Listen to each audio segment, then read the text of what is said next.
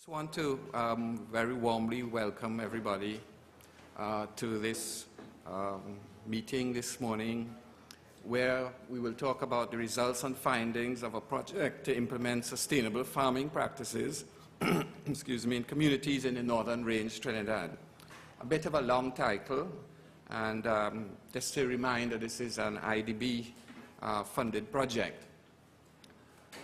It's a very, very important project because it has initiated some interaction between the farming community and the scientific community and also the business community as well. The bank and the farming community and the academic community at UE, the Prof Foundation, FAO and other partners, CARDI and so on, that we'll talk about later on, all have an interest in advancing Trinidad and Tobago to find the right balance between the environment and agriculture. So you will see it's frequently referred to as an EcoAgriCulture project. So I just wanted to start off by giving a bit of a larger perspective, and the speakers who come after me will talk in more detail about their own perspectives from the perspective of the Prof Foundation, the Inter-American Development Bank, the Food and Agriculture Organization of the UN, the Ministry of Food Production, Land and Marine Affairs, and then we will get some details about the project from the project manager and those who were specifically involved with the project. So I'm very, very happy to see farmers here and also the representatives of the various agencies. Now, I said I was going to just give a few brief remarks about the big picture. Trinidad and Tobago is in a very important phase of development. There's a little bit of a refocusing, and you will see that with the change of government, it has been stated that our objective is sustainable development. And 8 pillars of sustainable development have been outlined. For those who I teach at UE, that was a surprise because we always thought there were 3 pillars of sustainable development. Okay? The needs of society, the economy, and the environment. But a larger number of pillars have been outlined. So I've had some discussions with 3 ministers about this perspective. So I just want to give you a little bit of a big picture of what I have gleaned.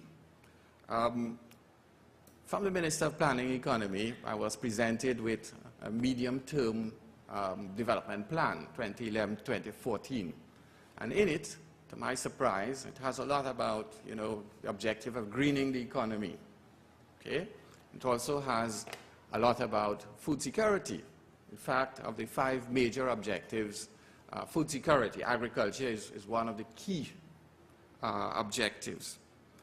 Now, traditionally, people in Trinidad have regarded some of these things as being in conflict, that people clear land to plant food, and you will know recently we've had some floods. People say, why are people building, planting at slopes higher than 300 feet, at elevations that are too high? We know that the planners have put a lot of effort into developing a hillside development policy, and all of these things cause, on occasion, when we have incidents, all of this rises to the surface as to why we haven't really gotten everything in balance and implementing all the policies and the plans and so forth. So there are a number of projects on the ground in which we're trying to get some lessons that could be applied more widely, particularly in the case of the Northern Range, in which a previous study led by the Prof Foundation and UE, it was called the Northern Range Assessment, tried to gather all the information ever published on the Northern Range, and it was published as a State of Environment report. It's online. One of the things that we discovered was that, for example, more than 70% of the water in Trinidad comes from the Northern Range. It's the rivers flowing down the slopes, the combination of the ecosystems provide what we described as an ecosystem service that is important to people. And frequently there are conflicts where people have agriculture in the valleys and so forth. And there's somewhere between there is a nice balance about maintaining nature's ability to provide services like water and clean air and recreation and so forth, and the necessity of also providing food. There's no need for conflict.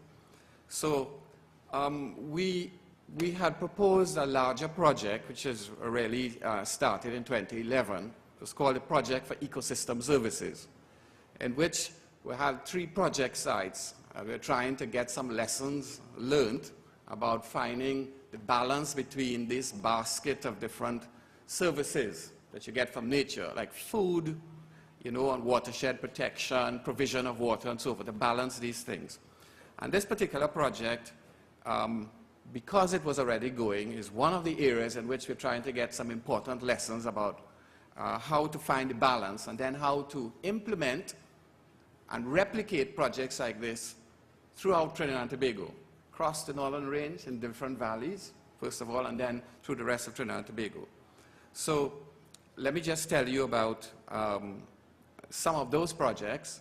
There is this project for ecosystem services, as it's called, is a project that is sponsored by the Global Environmental Facility. Now, their interest is to see how Trinidad and Tobago, thinks through balancing these things out so that lessons could be brought to the global community.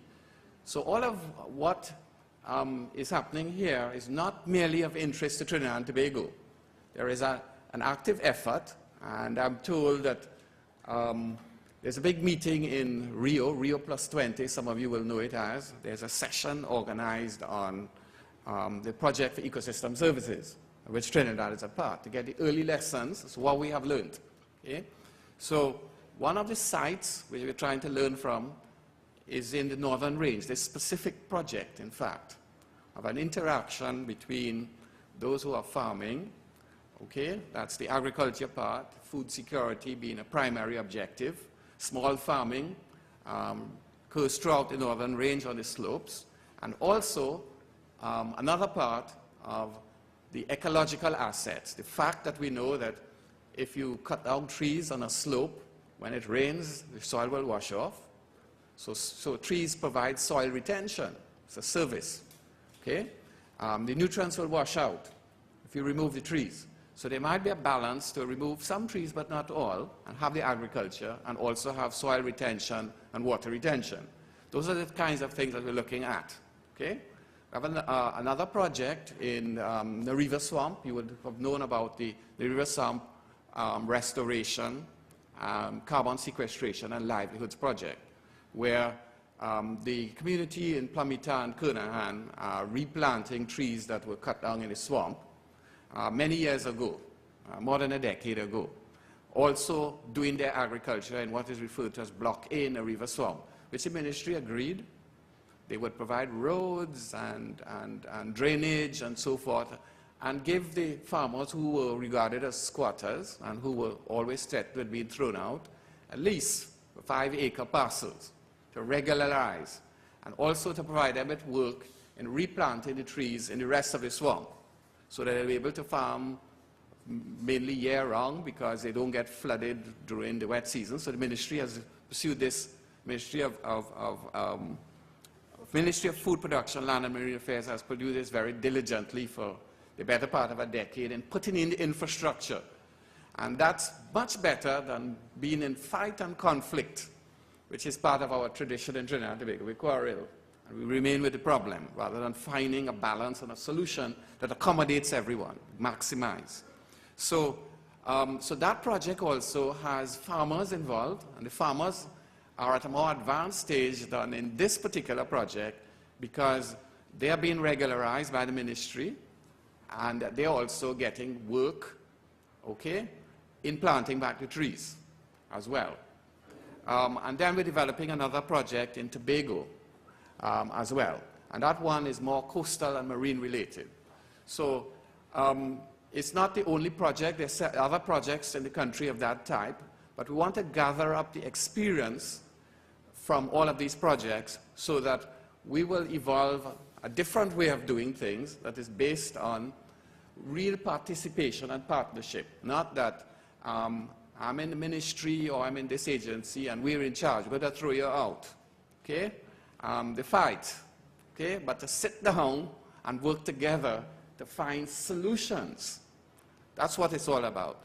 So this particular project, which we'll hear the details about later on, is one of those in which some early lessons about how to evolve the solutions will be, there's a report, there will be an attempt to transfer knowledge into other communities as well. So this community is leading and it was particularly chosen because it was amenable. It had already had an eco aspect to it. So that it was able to facilitate a project like this a lot easier than in other places. Those lessons, let me tell you the next part of how we will go about it. We are proposing to assist the Ministry of Planning and Economy with the development of the next National Physical Development Plan.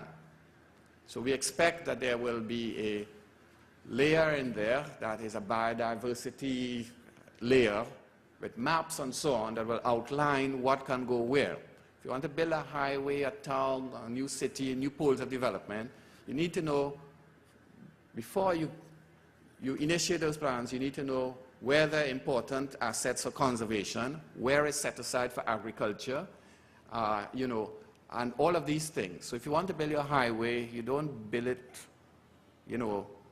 engineers draw straight lines on paper, and then there are people in the way. So you'll see that conflict arising in Trinidad already, okay? People have to be moved, etc. People are cultivating agriculture, it gets bulldozed, you have a fight in the papers, and so forth. So planning is quite key as well. Excuse me. And the Ministry of Food Production would be in the lead of spreading the lessons from the agricultural aspect. So I hope that gives you a quick bird's eye view of how a wide collaboration between the government, ministries, the farming community, the NGOs and CBOs and the academic community will hope to evolve solutions, okay? Not to quarrel and to fight, and to see if we could come to some mutual agreements about a way forward and hope that this becomes the norm rather than the exception in Trinidad and Tobago.